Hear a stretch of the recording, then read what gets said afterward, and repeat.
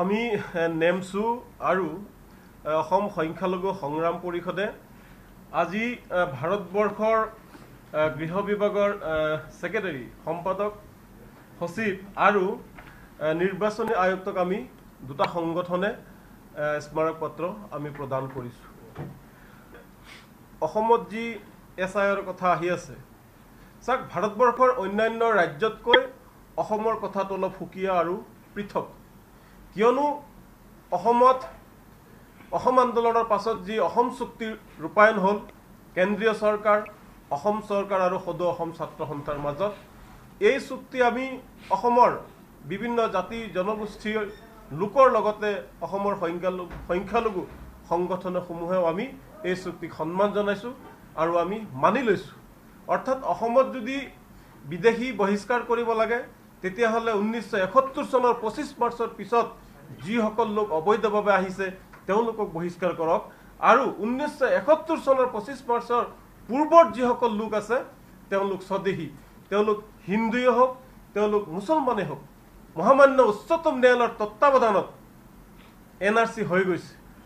আৰু সেই NRC যিসকল লোকৰ নাম ইতিমধ্যে ওলাইছে, সেই লোকসকলৰ নাম যদি SIR হয় তেতিয়াহ'লে পোনপটীয়াকৈ তেওঁলোকৰ নাম অন্তৰ্ভুক্ত হ'ব লাগিব। কাৰণ ইয়াত অসম চুক্তি আছে। যে অসম চুক্তি থকাৰ পিছত 1971 চনৰ 1966 চনৰ ভোটাৰ তালিকাত নাম থকাৰ পিছতো যি SIR জাপি দিব বিচাৰিছে, আমি ভাবোঁ যে SIRৰ প্ৰয়োজন নাই। কিন্তু চৰকাৰে যদি প্ৰয়োজন বোধ কৰে তেতিয়াহ'লে NRCত থকা লোকসকলৰ, NRCত যিসকল লোকৰ নাম আহিছে তেওঁলোকৰ নামসমূহ পোনপটীয়াকৈ তাতে অন্তৰ্ভুক্ত কৰিব লাগিব। আমাৰ দ্বিতীয় বিষয়টো আছিল যে উজনি অসমত, বৰ্তমান উজনি অসমত বিদেশীৰ নামত মিয়া মুছলমান লোকসকলক টাৰ্গেট কৰি অত্যাচাৰ কৰিছে একাংশ উগ্ৰবাদী লোকে। তেওঁলোকক, শ্ৰমিকসকলক ধন দাবী কৰা হৈছে, শ্ৰমিকসকলক উজনিত মাৰপিট কৰা হৈছে, শ্ৰমিকসকলক উজনিত য'ত ভাড়া থাকে ঘৰে ঘৰে গৈ বিচাৰি ফুৰিছে। তেওঁলোক স্বদেশী নাগৰিক হয়।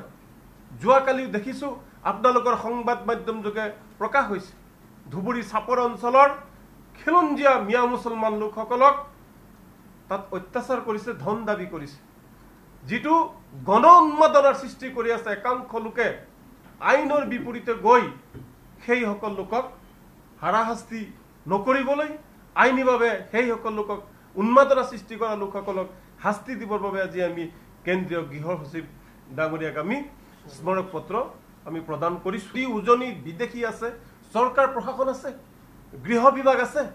বিদেশী বহিষ্কাৰ কৰাত অসমৰ কোনো দল, সংগঠন বা ব্যক্তি বিশেষ আমাৰ কিন্তু দ্বিমত নাই।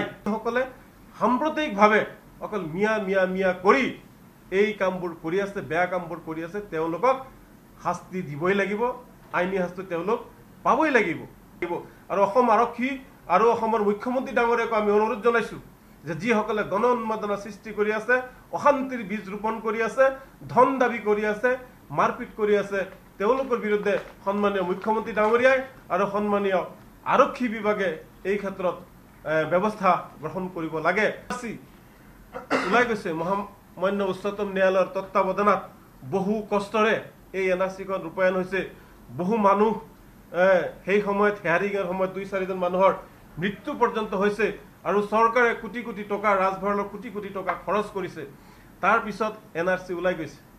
কিন্তু এতিয়া আকৌ এই NRCৰ যিহেতু সংশোধনী কৰাৰ বাবে পুনৰ আমাক তেওঁলোকে আপিল কৰিছে, এই যি আপিল, এইটো তেওঁলোকে যাতে খাৰিজ কৰে। NRCৰ প্ৰাক্তন সমন্বয়কে যি হিতাদেৱ শৰ্মা ডাঙৰীয়াই যি আপিল কৰিছে, এই আপিল আমি খাৰিজ কৰাৰ কাৰণে আমি আবেদন জনাম। আমি আশা কৰিছোঁ যে অসমত যিটো অশান্তিৰ সৃষ্টি হৈ আছে, এই অশান্তি যাতে আগত দিনত নাথাকে। অসমৰ সন্মানীয় মুখ্যমন্ত্ৰী ডাঙৰীয়া, তেওঁ অসমৰ হিন্দুসকলৰো মুখ্যমন্ত্ৰী, তেওঁ অসমৰ মুছলমান, জৈন, শিখ, খ্ৰীষ্টান সকলোৰে মুখ্যমন্ত্ৰী হয়। গতিকে অসমত বসবাস কৰা প্ৰতিটো জাতি জনগোষ্ঠীৰ লোকক শান্তি, উন্নতি, নিৰাপত্তা দিয়া দায়িত্ব কিন্তু চৰকাৰৰ, অসমত যাতে কোনো অশান্তিৰ পৰিৱেশ বিৰাজ কৰিব নোৱাৰে তাৰ কাৰণে অসমৰ মুখ্যমন্ত্ৰী আৰু গৃহ বিভাগক পুনৰবাৰ আমি নেমছো আৰু অসম সংখ্যালঘু সংগ্ৰাম পৰিষদৰ তৰফৰ পৰা আমি আহ্বান জনাইছোঁ।